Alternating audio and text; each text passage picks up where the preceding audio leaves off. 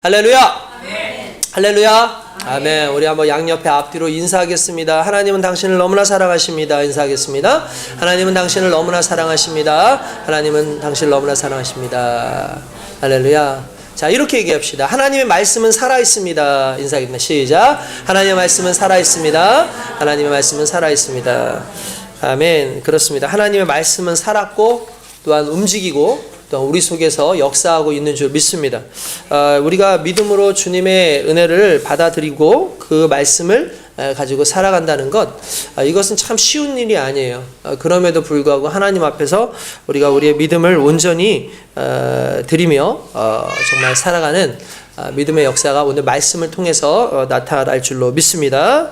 할렐루야! 아멘. 할렐루야! 아멘. 그렇습니다. 우리가 우리의 삶을 이제 하나님 앞에 드린다는 게 뭘까를 좀 생각해 볼 필요가 있겠죠. 하나님께 드린다는 게 뭘까. 그 미국의 더글러스 말록이라고 하는 그 시인이 이런 이야기를 했어요. 그대가 만일 큰 길이 되지 못하겠거든 아주 작은 오솔길이 되어라. 그대가 만일 태양이 될 수 없다면 큰 별이 되어라. 실패와 성공은 크게 있는 것이 아니니 무엇이 되더라도 가장 좋은 것이 되어라 라고 그렇게 시를 썼어요. 너무나 좋은 글인 것 같습니다. 가장 좋은 것이 된다는 것, 가장 좋은 인생을 만들어간다는 그런 의미 아니겠습니까? 그러면 가장 좋은 인생을 위해서는 삶의 재료인 시간, 물질, 건강, 꿈과 비전을 가장 존귀한 분 하나님께 드릴 때에 비로소 그게 가능해집니다. 이게 무슨 말이냐면 우리가 삶을 살면서 나를 가장 존귀하게 할 수 있는 것이 무엇인가를 좀 생각해 보자는 거죠. 여러분, C.S. 루이스는 그의 책에 영광의 무게라고 하는 것이 있는데 그의 책에서 뭐라고 쓰냐면 우리의 모든 자연적인 활동들, 심지어 가장 비천한 활동이라도 하나님께 바치면 그분이 받아주십니다. 하지만 아무리 고상해 보일지라도 그것이 대단한 일이라 할지라도 하나님께 드려지지 않으면 악한 것이 되고 맙니다 라고 그렇게 이야기를 합니다. 여러분, 이것이 무슨 의미를 가지고 있겠습니까? 내 인생을 또는 내가 가지고 있는 것을 누가 사용하느냐에 따라서 그 가치가 달라지는 거예요. 그러니까 솔직히 그 재능의 문제가 아니라 재능을 누가 활용하느냐에 대한 문제라는 거죠. 능력의 문제가 아니라 이 능력을 누가 활용하느냐에 대한 문제였던 것이죠. 우리가 잘 아는 핵탄두가 그 말 그대로 그 원자폭탄이 어쨌든 히로시마에 떨어지는 그 상황에서 그 원자폭탄을 누가 사용을 했는지를 생각을 해보십시오. 그게 만약에 독일군이 사용하는 원자폭탄이었다든지 일본 사람들이 사용하는 원자폭탄이었다면 지금의 내용이 상당히 달라졌을 거라는 거예요. 그러니까 간단하게 말해서 그것을 누가 사용하느냐에 따라서 그 가치가 달라지는 거죠. 그러면 우리도 마찬가지 아닙니까? 여러분들이 큰 인생 되지 않아도 돼요. 대단한 인생, 사상 사람들이 말하는 아주 엄청나게 훌륭한 사람이 되지 않아도 돼요. 그런데 우리가 가장 좋은 인생을 살아간다는 건 우리를 가장 좋은 인생으로 활용하시는 하나님께 나를 드릴 때 가능하다는 거예요. 마치 우리가 잘 알고 있는 물고기 2마리와 보리떡 5덩어리가 정말 어떤 한 아이에게는 그냥 한 아이의 점심 도시락으로 끝날 수 있었지만 그것이 예수님께 드려지는 그 순간에 수많은 사람들이 그것을 먹고 남음이 있는 놀라운 은혜의 그러한 물질로 바뀌었다는 거죠. 여러분, 우리 인생이 멋지게 사용되기 위해선 우리 스스로가 아니라 우리를 사용하시는 하나님께 우리를 드릴 때 가능하다는 걸 저와 여러분들이 오늘 인식하고 살아갈 수 있길 원합니다. 그렇게 드려지기 위해서 하나님 앞에 나아가는, 하나님의 것을 생각하는 경건의 최대한 연습과 경건의 모양을 가지고 살아가는 자들이 하나님의 그리스도 예수의 좋은 일꾼이 될 줄로 믿습니다. 할렐루야. 그러한 일꾼으로 살아가는 저와 여러분들이 되기 위해서 오늘의 말씀 속에서 과연 나는 어떠한 모습으로 살아가고 있는가, 나는 어떠한 말씀으로 또한 하나님 앞에 달려가고 있는가를 좀 생각해 볼 수 있기를 원합니다. 디모데전서의 내용은 우리가 이 사도 바울이 디모데라고 하는 자기의 제자에게 심지어 항상 부르기를 너는 내 아들이다 라고 말할 정도로 그렇게 아끼고 사랑하는 그 디모데에게 쓴 편지입니다. 디모데는 나이는 연소했지만 한 교회의 집사였습니다. 그러니까 한 교회의 집사라는 건 지금 우리가 생각하는 우리 집사님들, 그러면 집사님들이 교회에 워낙 많다 보니까 우리는 집사님들 그러면은 그냥 집사님 이런 일을 하시는 분이라고 생각했지만, 당시의 집사님들은 거의 대부분 목사님급이었어요. 당시의 집사님들은 대부분 한 교회를 책임지는 사람들이었어요. 그러니까 한 교회를 책임지는 사람으로서 교회를 잘 치리하기 위해서 그가 처해져 있는 그 상황에 대해서 바울은 인식하고 있었고, 그 바울이 인식한 그 상황 속에 계속해서 끊임없이 너는 이렇게 살아야 된다, 너는 이렇게 목회를 해야 된다라는 걸 이야기하는 게 디모데 전서의 주된 내용이고, 오늘 특별히 나오는 이 말씀 속에서는 예수 그리스도의 가장 좋은 일꾼으로 살아가기 위해서 너희가 가져야 되는 삶의 태도, 어떤 지식적 태도가 무엇인지에 대해서 이야기하고 있는 부분이라는 걸 우리가 알 수 있다는 거죠. 할렐루야. 오늘 이렇게 말씀을 통해서 오늘 저와 여러분들이 과연 우리 삶 가운데 어떻게 은혜를 누려야 되는가라는 것을 좀 깨닫기를 원합니다. 오늘 성경 1절에 보니까 그러나 성령이 밝히 말씀하시기를 후일에 어떤 사람들이 믿음에 떠나 미혹하는 영과 귀신의 가르침을 따르리라 하셨으니 라고 말씀을 하고 있습니다. 오늘날 영적 세계를 살고 있습니다. 우리는 눈에 보이지 않기 때문에 영적 세계에 대해서 생각하지 못하지만, 여러분들이 교회에 왔다는 건 영적 생활에 대해서 인정한다라는 걸 의미하는 거예요. 여러분들이 적어도 이곳에 왔다라는 건 우리가 그냥 혼과 육으로 끝나는 인생이 아니라 우리가 영적으로 살아있는 존재라서 하나님과 영적으로 교제하고 성령으로 말미암아 우리의 인생이 지배받고 있다라는 걸 인정하는 거예요. 그러므로 세상은요, 두 가지 형태로 일단 운영이 되겠죠. 하나는 하나님에 의해서 영적으로 운영되어지는 세계로 있고, 또 악한 영들에 의해서 운영되어지는 그 세계가 있다라는 걸 우리가 알 수 있습니다. 이 악한 세계를 우리가 끊임없이 함께 공존하면서 살아가기 때문에 우리는 어쩔 수 없는 그런 시험과 환난에 빠질 수밖에 없는 그런 상황들이 많이 있죠. 최근에도 이제 이 신앙생활을 하는 수많은 이들이 고민을 하고 걱정하는 그런 부분들이 상당히 많이 생겼던 것 같아요. 그 이유가 뭔가 봤더니 최근에 유튜브들이 너무나 발달을 했습니다. 그러니까 우리가 가지고 있는 그 유튜브가 어마어마하게 발달을 하고 내용도 상당히 많아요. 그런데 우리는 유튜브를 볼 때에 참과 거짓을 구분하기가 쉽지가 않아요. 그래서 흔히 말하는 가짜 뉴스가 있는데도 불구하고 그게 진짜 뉴스인 것처럼 막 보고 그냥 살아가기도 하죠. 우리가 이러한 부분에서 한 가지 깨달아야 되는 건, 오늘날 유튜브에서 돌아다니는 내용 중에 상당히 가십거리, 흔히 말하는 진짜가 아닌데도 음모적이고 상당히 문제가 있는데도 불구하고 사람들에게 이것을 통해 가지고 더 많은 청취자를 또는 시청자를 만들어서 자기가 그것을 통해서 이익을 얻으려고 하는 수많은 사람들이 있어요. 그러려면은 좀 더 자극적이어야 돼요. 그죠? 좀 더 자극적이어야 돼요.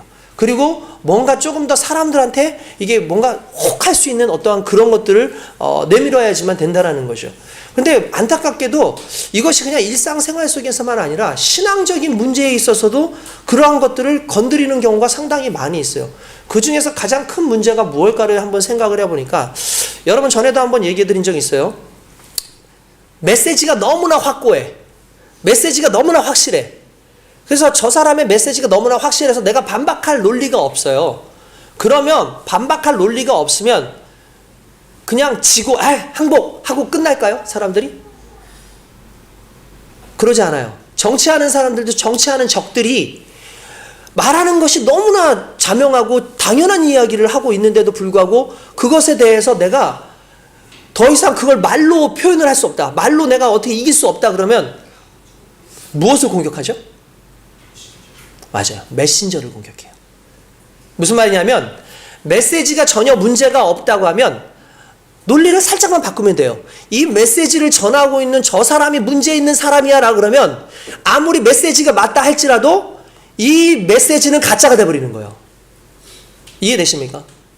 오늘날 사단이, 악한 영들이 끊임없이 노리는 게 그거예요. 유튜브를 통해서 우리에게 무엇을 얘기하면 일단은 건드리는 게 있어요. 예수를 건드려요. 그리고 성경을 건드려요.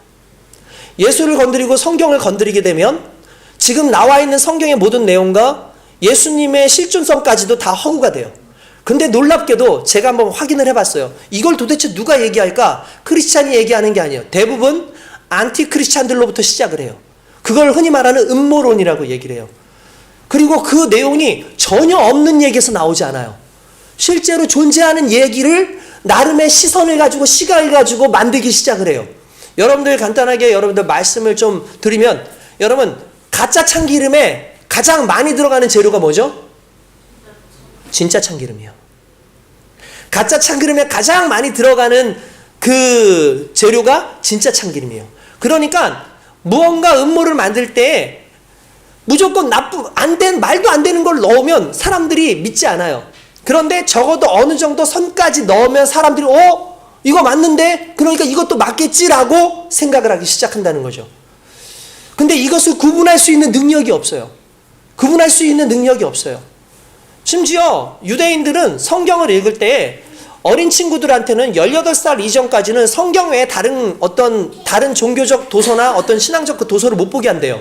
이유는 간단해요. 왜 그러냐면 그들이 믿음이 정착되어 있지 않고 하나님의 말씀 안에서 분간할 수 있는 그 시각과 시선이 없는 상황에서 다른 것들을 계속해서 보기 시작하면은 구분할 수 없기 때문에 그냥 다 믿는다는 거예요. 여과 없이 믿는다는 거예요. 그러니까 이것이 문제가 될 수밖에 없겠죠. 그래서 일부러 그들이 어느 정도 사고가 정립될 수 있고 어느 정도 이 신앙적인 것을 이야기할 수 있는 그때가 됐을 때에 다른 것도 그냥 읽어라, 봐라 라고 얘기를 한다는 거예요. 이게 상당히 중요한 거예요. 우리도 마찬가지죠. 신앙 안에서 여러분들이 무엇을 보느냐에 대해서 상당히 중요한데 오늘날 온갖 것들이 다 있어요. 여러분 예수님에 대한 부분도 상당히 다양한 이야기들이 있습니다. 심지어 오시리스라고 하는, 여러분도 오시리스 들어보셨어요? 이집트의 신이에요. 이집트의 신인 오시리스, 그리고 그리스의 신이었던 디오니소스, 이런 신들이 부활을 합니다. 부활을 해요. 그러면서 부활을 하니까 뭐라고 얘기를 하냐면은 이런 신들이 부활하는 걸 봐라. 이런 신들이 부활하는 거 이거 나중에 예수님께 가져와가지고 예수님께 이거 사용한 거다라고 그렇게 얘기를 합니다.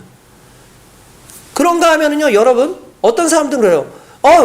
홍수 이야기가 우리 성경에만 나오는 것이 아니라 흔히 말하는 그 바벨론 신화에도 나오고 그리스 신화에도 나오고 이런저런 신화가 나오는데 이것도 결국은 다 따온 거 아니냐 이렇게 얘기를 하기 시작을 하는 거예요. 무슨 말이냐면 유비, 흔히 말하는 비슷한 것들을 가지고 와서 이것도 비슷한 것이니까 문제가 있다라고 얘기를 해요. 근데 여러분은 착각하면 안 됩니다. 메시지가 달라요. 너무나 메시지가 달라요. 봅시다. 그냥 간단하게 얘기했고요. 홍수에 대한 이야기가 모든 신화 속에 있다고 생각을 해봅시다. 그러면 우리는 이걸 보면서 뭘 생각할 수 있을까요? 전 세계적으로 홍수가 있었다는 거예요.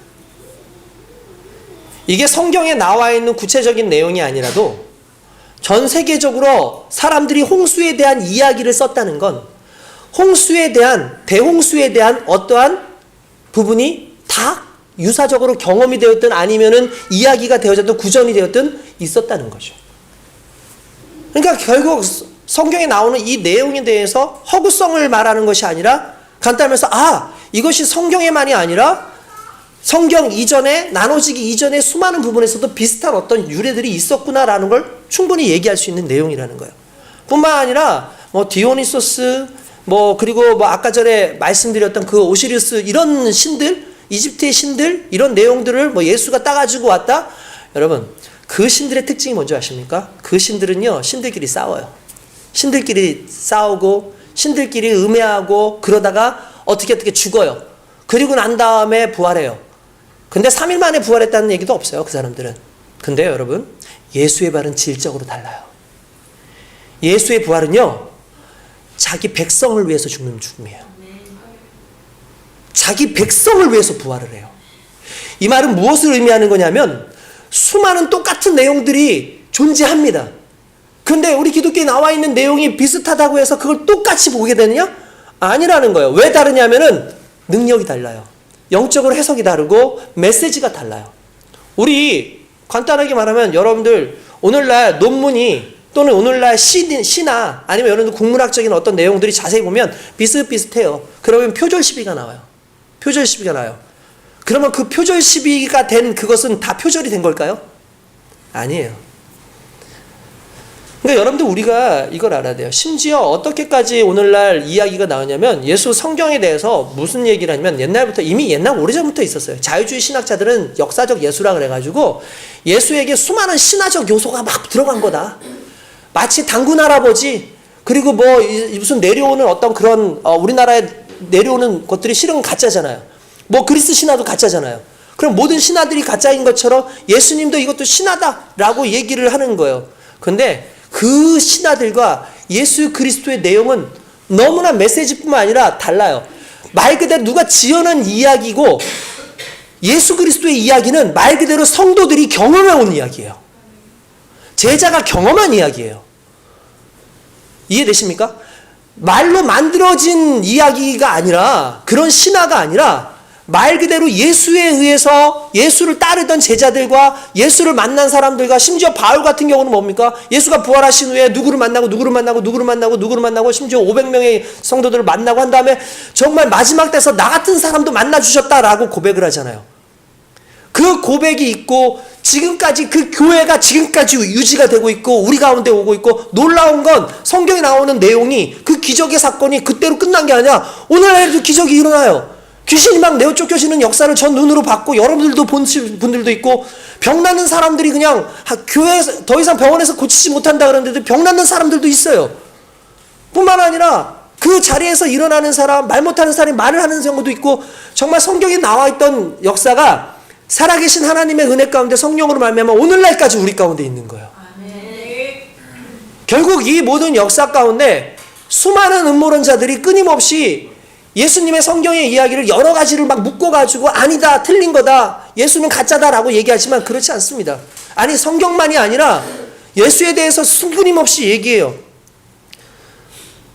우리가 오늘날 왜 그런데 문제가 되느냐면 우리가 가지고 있는 성경을 해석해오는 수많은 사람들이 자꾸 이상하게 해석을 하는 거예요. 자꾸 이상하게 막 묻히는 거예요. 전에도 얘기했지만 여러분들 예수님이 탄생하신 게 언제라고 그랬어요? 12월 25일. 실제로 아니라고 제가 얘기했잖아요. 그죠? 그날 아니라고. 그리고 예수님이 태어난 연도 몰라요, 실은. 왜 모르냐면 일반적으로 헤롯이 죽는 걸 기점으로 하고 헤롯이 죽는 것을 기점으로 해가지고 그리고 실제로 로마에서 이제 그 호적 조사를 하라고 하는 그때가 오거든요. 그때가 오는데 로마에는 그 호적 조사에 대한 내용이 나오질 않아요. 그런데 다른 역사서에는 호적 조사가 나와요. 그러니까 간단하면서 안티크리스찬들은 다른 역사서에 대해서 얘기해야 안 해요. 안 하죠. 로마만 따지는 거예요. 그러니까 그걸 가지고 그런 게 없었다라고 얘기를 하는 거죠. 그래서 따져보니까 14년 주기로 그렇게 역사적으로 호적 조사를 하는 내용이 나오는데 그게 대충 따져보니까 BC 한 7년부터 시작이 되더라고요. BC 7년부터 AD 몇 년까지 그 내용이 호적 조사에 대한 내용이 나와요. 그러니까 이 말은 좀 달리 말한다면 이 부분에 대해서 호적 조사하는 부분이 있으니까 그 사이에 예수님이 태어나신 거예요.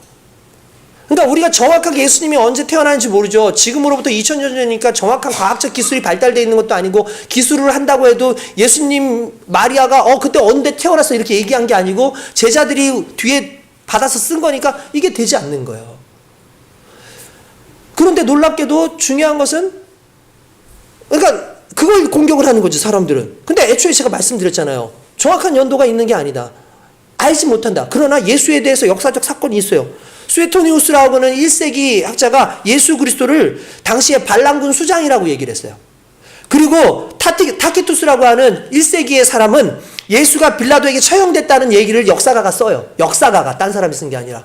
그리고 요세푸스라고 하는 이 사람은 예수님에 대해서 학식이 뛰어난 현인이었고 과거 선지자들이 말한 메시아였을 수도 있다라고 얘기해요. 근데 이 사람들 예수 믿는 사람들이 아닌데 그냥 역사학자들이에요.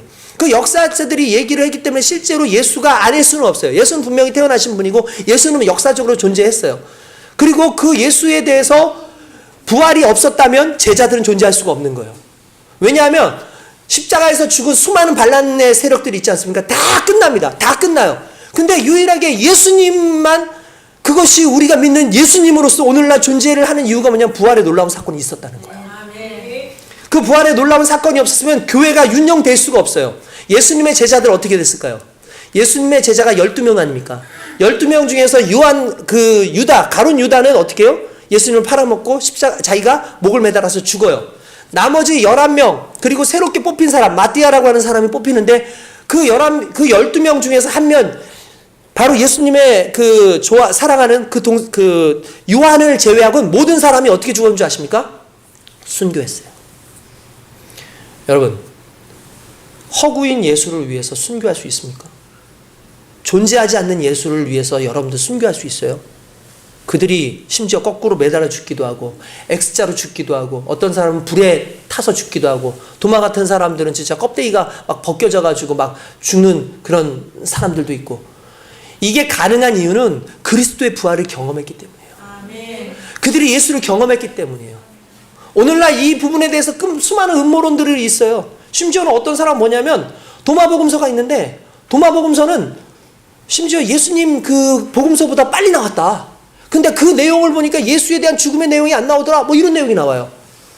그러면 우리는 그래? 도마복음서가 그렇게 나오는데 예수에 대한 죽음이 안 나와? 그럼 무슨 얘기지? 이건 어떻게 된 거지? 도마복음서, 유다복음서 실제로 존재하지 않는 있어요. 그게 다 있어요. 그걸 우리는 외경이라 부르고 위경이라 불러요. 정경이라 부르지 않고 그런 내용들이 있어요. 그럼 예수님 당시에 일찍 나왔단 말이에요. 일반 우리가 성경 쇠정보다 일찍 나왔단 말이에요. 그러면 그걸 보면서 이게 일찍 나왔으니 이게 더 신빙성이 있다라고 얘기할 것이냐? 근데 여러분들 보세요. 과연 누가 썼을까? 진짜 도마가 썼을까? 도마가 쓴 게 아니에요. 가룟 유다가 과연 복음서를 쓸 수 있었을까요? 가룟 유다의 복음서 가짜죠. 빌립 복음서? 그 복음서 내용이 아니에요. 그럼 이거 도대체 누가 썼을까? 영지주의자들이 썼어요. 영지주의자라고 해서 그 당시에 최고의 이단입니다. 지금은 우리로 치면 신천지 같은 거예요. 신천지 이런 사람들이 그 도마복음서를 써요. 그래서 도마복음서가 나중에 이게 진짜 도마복음서가 정말 그런 이단들이 쓴 게 맞나를 확인해 보니까 내용들이 계속 있다면 믿음이라는 단어가 나오지 않고 깨달음이라는 단어만 계속 나요. 깨달음이라는 단어가 나요. 그 당시에 깨달음이라는 단어를 쓰는 곳이 어디냐면 영지주의자들이에요. 영지주의자들은 말 그대로 영적 지식이 있어서 깨달을 때 구원을 받는다 이렇게 얘기를 해요. 그러니까 영적 지식이라는 게 우리가 말하는 하나님을 아는 그런 지식이 아니에요. 그냥 어떠한 그 지식인데 그 어떠한 반짝거리는 그런 지식. 근데 그 지식은 육에는 갇혀져 있기 때문에 우리는 도저히 깨달을 수 없다. 말도 안 되는 어떤 그런 내용을 해요.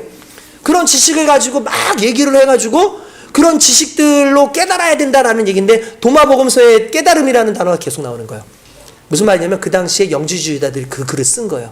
영지주의자들이 이단입니다. 예수 그리스도를 육체로 그분이 죽지 않았다라고 얘기를 해요. 왜냐하면 그들은요 영은 선한 것이고 육은 악한 것인데 어떻게 예수님이 육으로 올 수 있느냐 이렇게 얘기를 해요. 왜냐하면 그들은 그러한 어떠한 과거에 있는 이분법적인 사고관을 가지고 있어서 그래요.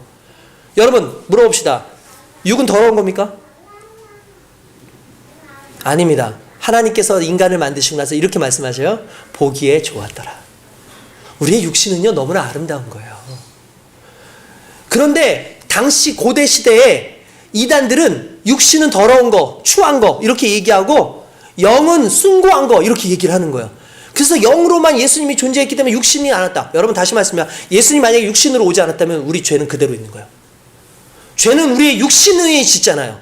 그러니까 예수님이 육신으로 오셔서 돌아가셔야지만 우리의 육신을 대신해서 예수님이 십자가에 달려 돌아가셔야지만 우리가 구원의 단계에 갈 수 있는 거예요. 아멘. 이 놀라운 모든 것들. 결국은 그래서 왜 복음서가 쓰였을까요? 사복음서가 왜 쓰였을까요? 간단해요. 이런 영지주의에서 나오는 도마복음서라든지 빌립복음서라든지 이런 복음서들이 나와서 성도들을 홀리기 시작하는 거예요. 그러니까 안 되겠다. 정확하게 예수를 알고 있었던, 그리고 또 중요한 건 제자들이 죽어요 안 죽어요? 죽잖아요. 이 사람들이 죽으니까 예수에 대한 기록이 어떻게 돼요? 없죠. 말로만 전하잖아요. 없는 거예요. 어떻게 합니까? 적어요. 어떤 사람들은 그래요. 우리가 잘 아는 마가라든지 또는 이제 마태라든지 이런 사람들은 그리스어를 모르는데 어떻게 그리스어로 쓰느냐? 그렇잖아요. 어떻게 쓰냐면 간단해요. 바울이 로마서를 쓸 때 바울이 직접 썼을까요? 안 썼어요. 뭐라 하냐면은 맨 마지막에 뒤에 누구에게 인사하고 누구에게 인사하고 누구에게 인사하는데 맨 마지막에 갑자기 이렇게 나 더디어도 너희한테 인사하노라 이렇게 나와요. 이 사람이 누구였을까요? 받아 쓰는 사람이에요. 받아 쓰는 사람이에요. 당시에 성경을 자기 혼자 쓰기가 쉽지가 않아요. 그러니까 마태가 이야기하는 것들을 받아 쓰는 사람이 있었어요. 그러니까 자연스럽게 그리스어로 받아 쓰는 건 어려운 것도 아닌 거예요. 이게 결코 문제가 되지 않아요. 그러니까 제가 이 말을 하는 얘기면 따지지 않아도 되는 수많은 이야기들이 너무나 많이 있는데 솔직히 오늘날 유튜버에서 그 유튜버들이 자세히 보세요. 안티크리스찬들이에요. 그러니까 반대를 위한 반대를 계속해서 올리는 거예요. 이런 이야기 저런 이야기를 계속해서 올려요. 그걸 우리가 일일이 얘기하면 왜 힘드냐면 우리가 2000년 전을 살지 않았단 말이에요. 근데 우리는 알 수 있습니까? 2000년도의 사건이 오늘날 우리에게 일어나요. 2000년도의 놀라운 역사가 오늘날 우리에게도 계속 일어나요. 무슨 말이냐면 살아계신 하나님이 내 안에서 우리 안에서 역사하고 계신다는 거예요. 저는요, 만약에 제가 학자라고 한다면 그냥 여러 가지 그냥 무슨 문헌들 또는 여러 가지 이유들, 과학적인 근거들을 가지고 쫙 나열해가지고 하나님이 없어라고 말할 수 있을 것 같아요. 한 10,000가지는 쓸 수 있을 것 같아요. 근데 내가 경험한 한 가지가 너무 확실해요. 내가 경험한 예수님이 너무 확실해요. 내가 경험한 하나님이 너무 확실해요. 저는 우리 집안이 구원받는 그 일정부터 정말 구원이라는 게 있는지도 몰랐는데 예수를 믿고 나서 우리 가정이 구원을 받아가지고 지금 우리 전 집사님이, 우리 어머니가 교회로 왜 나왔겠어요? 지금 왜 다니겠습니까? 우리가 경험한 거예요, 하나님을. 기적을 경험했고 하나님을 경험했어요. 그래서 저는 여러분들한테 그런 얘기를 해주고 싶은 거예요. 말씀 중요합니다. 외우십시오. 말씀대로 사십시오. 그런데 그 말씀의 주인공인 예수님을 경험해야 돼요. 그러지 않으면 자꾸 엉뚱한 얘기를 하게 돼 있어요. 그러지 않으면 엉뚱하게 자꾸 이건 진짜다 아니다라는 걸 얘기하게 되는 거예요. 그러려면 어떻게 됐습니까? 여러분들의 삶을 주님께 드리려고 하십시오. 간절히 기도하십시오. 간절히 원하십시오. 이것이 너무나 중요한 내용들입니다. 여러분들이 말하는 수많은 내용들이 있을 수 있죠. 다양한 것들이 있을 수 있죠. 여러분들 이제 특별히 이제 어린 친구들 같은 경우 유튜브를 많이 볼 거예요. 궁금하면 저한테 전화하세요. 모르겠으면 저한테 전화하세요. 그럼 됩니다. 내가 모든 걸 100% 다 해결해 줄 수는 없어요. 그러나 적어도 여러분들이 가지고 있는 이 부분에 어떤 문제가 있는지에 대해서는 이야기해 줄 수 있어요. 다시 말씀드리지만 메시지가 너무 강력하면 메신저를 치게끔 되어 있어요. 성경을 건드리고 예수를 건드리고 하나님을 건드려요. 수많은 제자들을 건드리고 선지자들을 건드려요. 그러나 분명한 사실은 하나님은 지금도 살아서 역사하시고 그것을 믿는 수많은 사람들의 간증들이 교회를 유지하게 했어요. 아멘. 여러분, 우리가 지식적으로 하나님을 알기가 쉽지 않습니다. 그래서 우리가 영적으로 하나님을 자꾸 경험해야 되는 이유가 그런 거예요. 성령 안에서 있는 사람들이 달라요. 예수님께서 그 제자들이 너희가 믿을 때에 성령을 받았느냐라고 얘기하죠. 왜 그 얘기를 했을까요? 지식적으로만 예수를 아니까 중간 가니까 덜덜덜덜해져. 제가 1년 전, 2년 전, 3년 전, 몇 년 전부터 계속해서 성경 공부를 합니다. 성경 공부를 하는 그 순간에 막 가슴 뜨거워들 해요. 맞다고 그렇게 얘기를 해요. 근데 그게 영적으로 이해를 하는 게 아니라 지식적으로 이해를 했기 때문에, 이해가 됐기 때문에 그런 거예요. 근데 시간이 지나고 나면 계속해서 공격받지 않습니까? 그 내용들이 공격받지 않습니까? 그리고 지식이 계속 있을 수 없잖아요. 지식이 점점 가물가물해지죠. 점점 사라지죠. 그러니까 어느 순간에 세상적인 유혹이나 세상적인 내용이 그냥 우리의 삶을 들이기 시작해요. 삶을 그냥 가져다 마치기 시작해요. 그러다 보니까 점점 우리가 처음에 가지고 있던 그 지식적인 그 뜨거움은 점점 사라져요. 근데 성령이 우리 안에 있잖아요. 지식의 문제가 아니에요. 우리의 삶이 주님을 경험해요. 우리의 삶에 하나님의 영광이 나타나요. 여러분 그거 경험해 보셨어요? 이걸 경험한 사람들은 벌써 달라요. 우리가 흔히 그런 거 있잖아요. 옛날에 신구 씨가 이렇게 선전할 때 딱 나왔잖아요. 니들이 개 맛을 알아? 이러잖아요. 왜 그 얘기를 해요? 개도 안 먹어봐놓고는 무슨 개를 안다고 그렇게 얘기해. 니들이 예수를 알아? 예수도 경험 안 해보고. 니들이 하나님을 알아? 하나님도 경험해보지 않고. 기도도 안 하고 말씀도 안 듣고 주님을 내가 내 주님으로 모시기 위해서 생활도 안 하면서 주님을 믿습니다라고 말하는 건 억지로 믿는 거예요. 여러분들 오늘부터 기도가 바뀌어야 돼요. 주여 오늘 나를 만나 주시옵소서. 주님 내 주인이 되어주세요. 성령님 나와 함께 해주세요라고 기도해야 된다는 거예요. 그래야 흔들리지 않아요. 그래야 여러분들이 온전히 믿음 안에 서 있을 수 있어요. 누가 뭐라고 했다고 그냥 거기에 확 빠지고 어떤 거 내가 영상 봤다고. 다시 말하지만 유튜브에 예수님에 대해서 안 좋은 영상도 어마어마하게 많아요. 믿지 않는 사람들의 영상, 안 좋은 영상 어마어마하게 많아요. 그거 일일이 다 여러분들 믿어요? 일일이 그걸 다 대꾸해요? 의도가 달라요. 보는 시각이 달라요. 여러분들 어떤 시각을 가지고 있느냐에 따라서 여러분들 말이 달라지죠. 여러분들 어떤 시각을 있느냐에 따라서 글이 달라지죠. 마찬가지예요. 그래서 예수님이 이렇게 하나님께서 말씀하시는 게 뭐냐면 결국 그거예요. 예수를 바라보라. 믿음의 주여 온전케 하는 예수를 바라보라. 무슨 말입니까? 예수를 제대로 경험하고 그분을 향하는 시각을 갖지 않으면 너희들 세상 속에서 유혹받을 수밖에 없다는 거예요. 그 보이지 않는 하나님을 어떻게 믿어요? 그것도 은혜예요. 그래서 여러분 그렇게 돼요. 하나님 내가 보지 않지만, 그래서 예수님께서 뭐라 그럽니까? 니들이 나를 본고로 믿느냐? 보지 않고 믿는 자가 정말 복되다. 왜 그 얘기를 하겠습니까? 그건 믿음으로 믿는 거예요. 진짜 말 그대로. 그건 영적으로 하나님을 경험해서 믿는 거예요. 오늘 여러분들 이 자리에 와서 여러분들 정말 대단하다고 일단 1차적으로 생각하는 이유, 여러분들 예수님 봤어요? 여러분들 예수님 봤냐고요? 그 시절 살았어요? 음모론자들도 그 시절을 살지는 않았어요. 근데 그 시절에 살았던, 예수와 함께 있었던 수많은 사람들이 글을 쓰고 그걸 남기고, 그리고 그것이 신화가 아니에요. 신화는 없는 이야기를 글짓기 쓰듯이 지은 거예요. 그리고 그걸 나중에 고대 사회에서 넘어오는 르네상스 시대 때 옛날에 있었던, 내가 또 이런 얘기까지 하네. 옛날에 있었던 우리가 잘 아는 히랍, 흔히 말하는 그리스 로마 신화, 이런 것들이 묵혀져 있다가 나중에 이 그리스 신화가 드러난 거예요. 그거를 이제 사람들이 관심 갖고 해석하기 시작을 하는 거예요. 그러면서 연구를 어떻게 하냐면, 그러면 성경도 그렇게 연구해보자. 신화처럼 연구해보자. 아니요. 성경은 쓰여진 배경이 달라요. 성경은 제자들이 직접 본 예수님을 썼어요. 상상으로 얘기한 게 아니라 직접 본 예수님을 쓴 거라고요. 그러니까 중요한 건 우리의 믿음의 시작이 그 예수님부터 시작되는 거예요. 할렐루야. 오늘 저와 여러분들이 그렇게 되길 원합니다. 오늘 나오는 내용, 실제로 이 내용인데 1절에 보세요. 그러나 성령이 밝히 말하시면 후일에 어떤 사람이 믿음을 떠나 미혹하는 영과 귀신의 가르침을 따르리라 하셨느니라. 보십시다.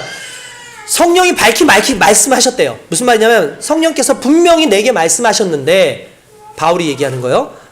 말씀하셨는데 후일에, 원래 후일은 말세를 의미하는 거지만 말세를 사는 오늘날의 모든 우리에게 말하는 거예요. 후일에 믿음에서 떠나. 뭐에서 떠나? 믿음에서 떠나. 여러분 왜 믿음을 잡아야 되는 줄 아십니까? 믿음을 떠나는 그 순간에 우리의 삶 가운데 흔들림이 와요. 믿음을 떠나는 그 순간에. 여러분 시선, 관점이 달라지는 걸 제가 한번 생각해 보세요. 대부분 시선이 결정되어지는 게 첫 번째가 믿음, 두 번째가 지식, 세 번째가 관계예요. 무슨 말이냐면 어떤 믿음을 가지고 있느냐에 대해서 바라보는 신앙의 대상이 달라질 수 있어요. 신앙의 대상에 대한 이해가 달라질 수 있고 관점이 달라질 수 있어요. 우리가 예수 그리스도를 경험해서 알잖아요?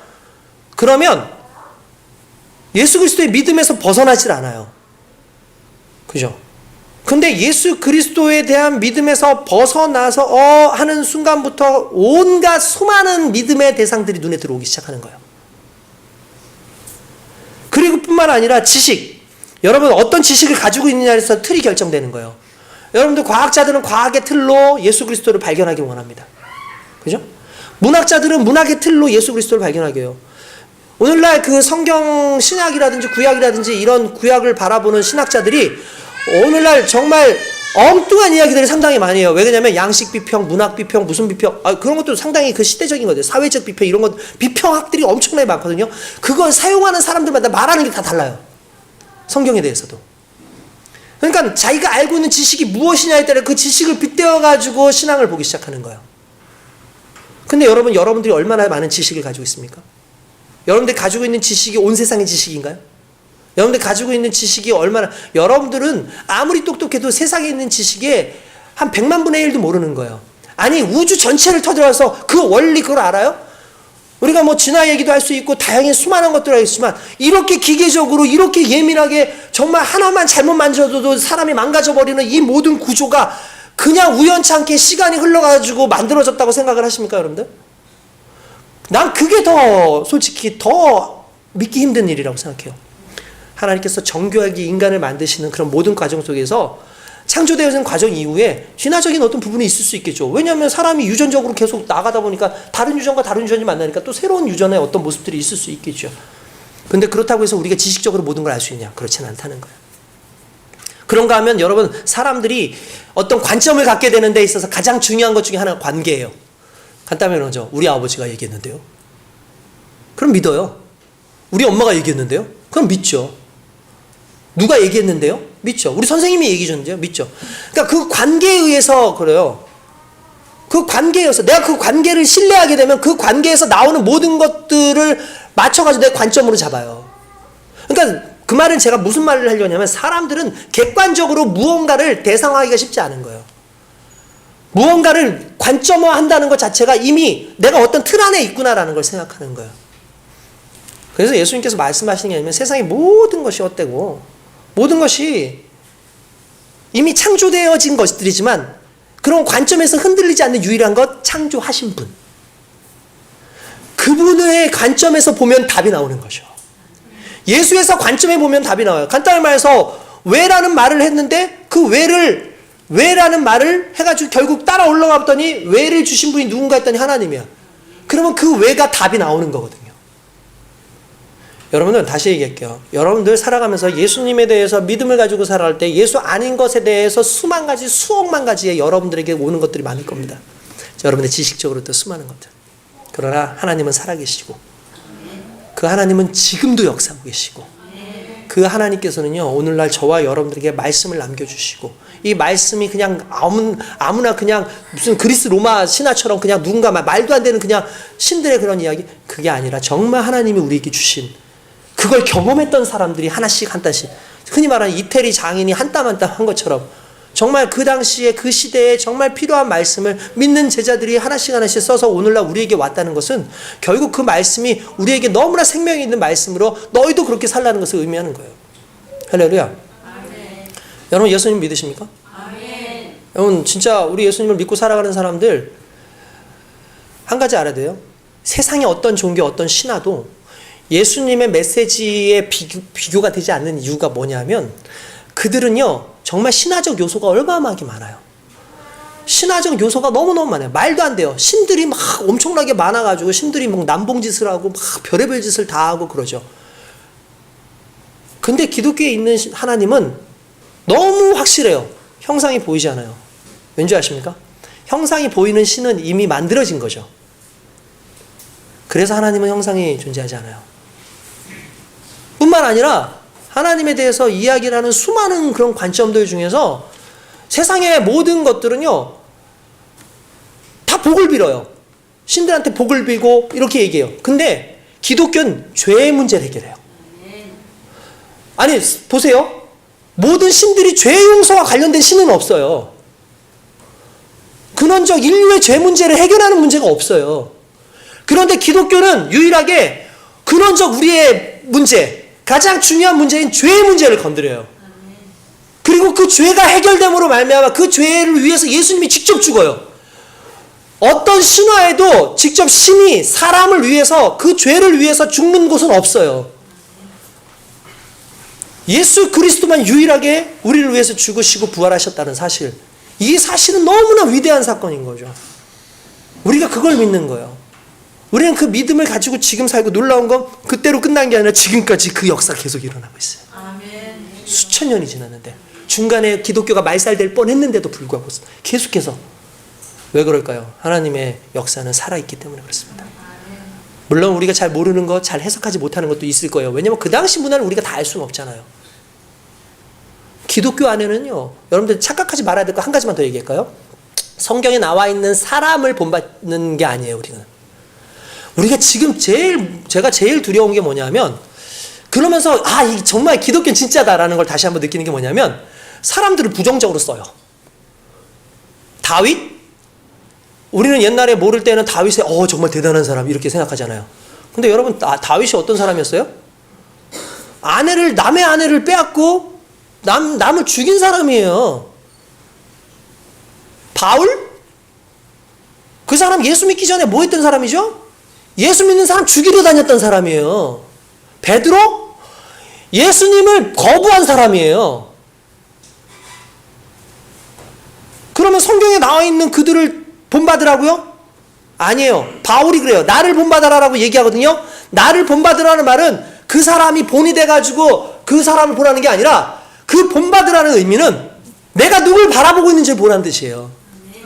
나는 구원받을 만한 능력이 내게 없어. 성경은 철저하게 사람들에 대해서 아브라함 이거 웃기지 말라 그래요. 마누라도 팔아먹었어요.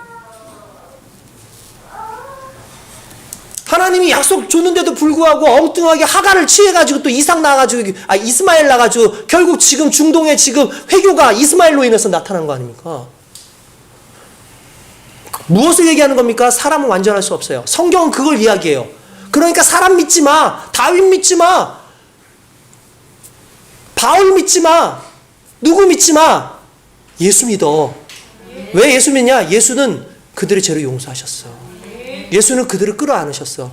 죄가 있고 문제가 있지만 그들을 끌어안으셨어. 오늘날 교회 성경 공부 제가 웬만하면 우리 교회 청년들이든 청소년들도 자꾸 다른 교회 잘 안 보내려고 그래요. 왜 다른 교회 안 보내려고 그러냐면 웬만한 교회들이 대부분 아이들한테 설교를 할 때에 성경 이야기를 해줘요. 근데 중요한 건 성경 이야기의 결국이 위인전들이야. 다 삼손 대단하다, 다윗 대단하다, 바울 대단하다, 베드로 대단하다. 그래서 그 사람들처럼 살아야지, 이렇게 살아야지 라고 해요. 근데 죄인이에요. 다 문제 있었던 사람들이라고요. 그러니까 그걸 통해서 봐야 되는 게 뭐예요? 그래도 하나님은 전부 사랑이시다. 그런 나를 사랑하시니 하나님 사랑하시다. 성경은 그걸 이야기해줘요. 어떠한 신화도 어떠한 책도 그렇게 얘기하지 않아요. 성경은 내가 죄인이지만 그래도 사랑하셨대요. 그리스 신화 보세요. 제우스가 사람을 왜 죽입니까? 자기한테 제대로 안 했대요. 그리고 다 죽여요. 다 죽여버려요. 물론 이제 나중에 딴 신에 의해서 살아남는 사람들이 있어요. 의도가 달라요. 의도가 달라요. 근데 하나님은 어떻습니까? 우리 사랑해요. 그래서 예수를 보내주세요. 이게 우리가 너무 다른 걸 믿는 거예요. 여러분, 우리 예수 믿는 사람들의 이 성경과 우리 예수 믿는 사람들의 질은 어나더 레벨이에요. 그들과 같이 얘기하고 있다 해서 그들하고 똑같은 메시지가 아닌 거예요. 비슷한 얘기들 많잖아요. 아류들 많잖아요. 그런데 달라요. 그러니까 이걸 깨달아야 돼요. 할렐루야. 실은 오늘 성경이 그걸 얘기하고 있는 거예요. 제가 일일이 얘기하지만 그러다 보니까 미혹의 영, 귀신의 가르침 이런 거에 넘어가죠. 왜? 영적 싸움이니까. 결국 그 모든 하나님이 아닌 것을 끊임없이 얘기하는 게 뭐예요? 악한 영들이잖아요. 미혹하는 영, 속이는 영이라는 뜻이에요. 이 귀신의 가르침들 끊임없이 우리를 막 따르라고 그렇게 따라가는 거죠. 근데 아니라는 거예요. 그래서 어떻게 하라는 거예요? 모든 것 가운데 하나님의 말씀과 기도로 거룩하여집니다. 세상에 그 어떤 것으로 거룩해지는 게 아니라 하나님의 말씀과 기도로 거룩해주는 거예요.